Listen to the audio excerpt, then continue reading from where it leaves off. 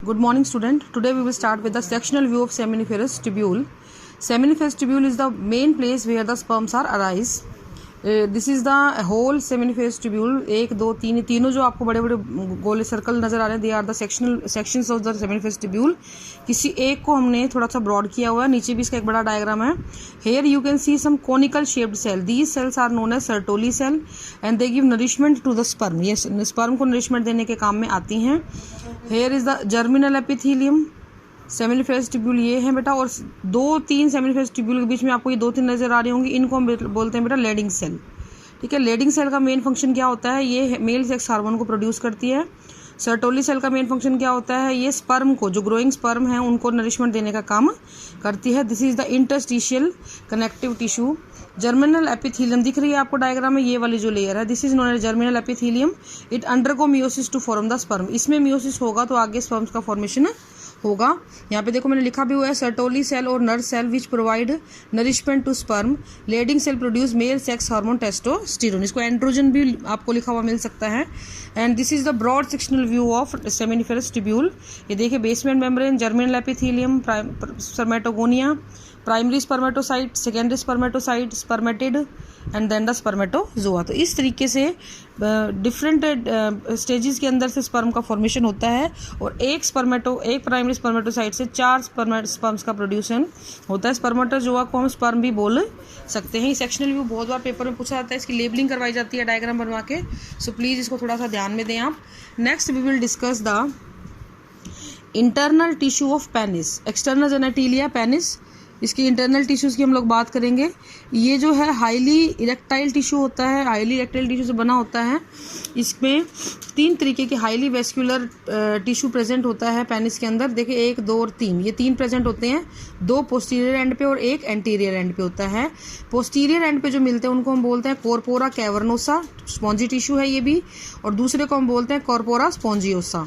इनके बीच में देखो आपको ये नजर आ रहा होगा, ये एक ओपनिंग सी नजर आ रही है. This is known as urinogenital duct. इस यूरिनोजेनाइटल डक्ट के द्वारा ही यूरिन प्लस सीमन पास होगा. इन दोनों टिश्यू को के अंदर ऐसी कोई स्ट्रक्चर नहीं होती है, यहाँ पे सिर्फ ब्लड की सप्लाई होती है. These tissues are highly erectile and richly supplied with blood. इसका जरूर ब्लड से सप्लाई होना क्यों जरूरी है? क्योंकि जिस टाइम सेक्सुअल इंटरकोर्स किया जाता है उस टाइम पे इन टिश्यूज़ के अंदर ब्लड की सप्लाई बढ़ेगी. स्पॉन्जी टिश्यू हैं, इनके अंदर ब्लड की सप्लाई बढ़ते ही ये काफ़ी ज़्यादा इरेक्ट हो जाएगा और पेनिस का जो साइज़ है वो काफ़ी बड़ा हो जाता है. सो दैट इट और काफ़ी स्टिफ हो जाता है, so that it can penetrate into the vagina of the female. So अगर कई बार क्वेश्चन आता है कि जो यूरिनोजेनाइटल डक्ट है वो किस में प्रेजेंट है, कॉर्पोरा कैवर्नोसा में या स्पॉन्जियोसा में, तो ये ध्यान रखना है, स्पॉन्जियोसा में प्रेजेंट होती है. तो ये एक ही वर्ड में अगर मैं इसको समराइज करूँ तो दोनों के दोनों टिश्यू कैसे हैं? वेस्कुलर हैं, यानी ब्लड से सप्लाइड हैं, हाईली इरेक्टाइल हैं, जो कि इरेक्ट हो सकते हैं, अपने आप को स्टिफ कर सकते हैं. यहाँ पे आपका बेटा मेल रिप्रोडक्टिव सिस्टम समाप्त होता है. Now we will start with the female reproductive system. Female का सिंबल आपने देखा हुआ है. फीमेल रिप्रोडक्टिव सिस्टम में सबसे पहला प्राइमरी सेक्स ऑर्गन होती है बेटा ओवरीज, पेयर स्ट्रक्चर होती है.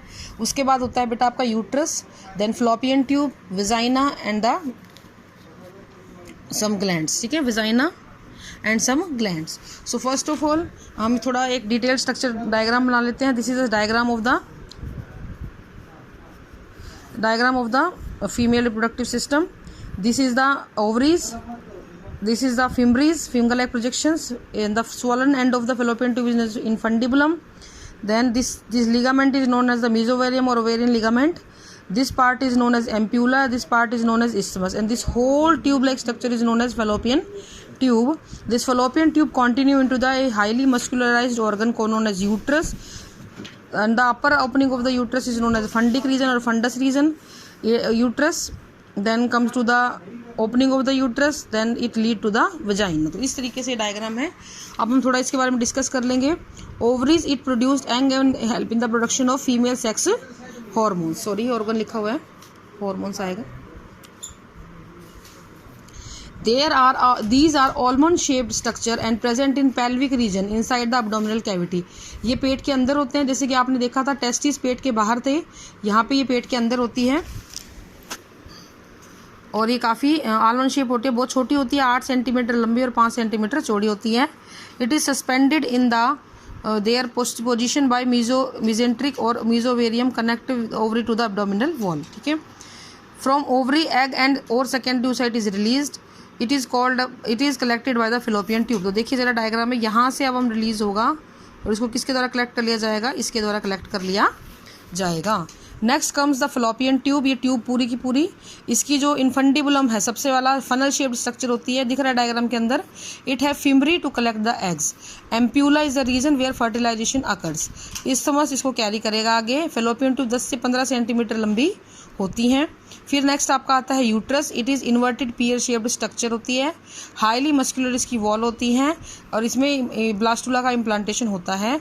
यूट्रस की 3 वॉल होती हैं, perimetrium, myometrium, endometrium. First of all we will discuss the perimetrium. Perimetrium is fibrous and provide strength.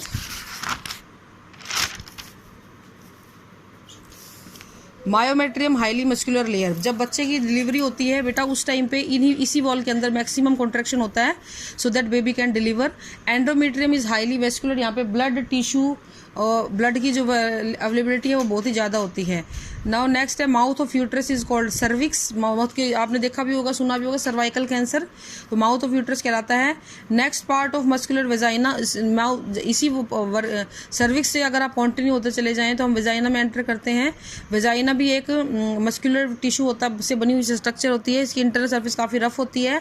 ये वल्वा के द्वारा बाहर खुलती है. वल्वा जो होती है इसके ऊपर एक थिन मेम्ब्रेन स्ट्रक्चर होती है जिसको बेटा हम हाइमन बोलते हैं. ये सिर्फ और सिर्फ वर्जिन फीमेल में मिलती है.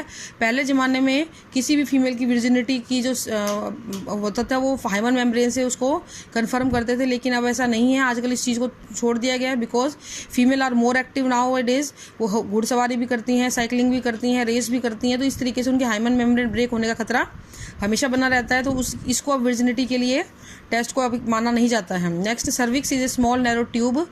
इसकी अपर ओपनिंग को हम इंटरनल ओरिफाइसी बोलते हैं. इसकी लोअर ओपनिंग को हम एक्सटर्नल ओरिफाइसी बोलते हैं. Vagina is lined with non keratinized stratified epithelium. ये वजाइना को हम एक दूसरा नाम है बर्थ केनाल, क्योंकि बच्चा यहीं से पैदा होता है. और दूसरा ये वो जगह है जहाँ पे स्पर्म को डिपॉजिट किया जाता है for the fertilization. This is all for today. Thank you.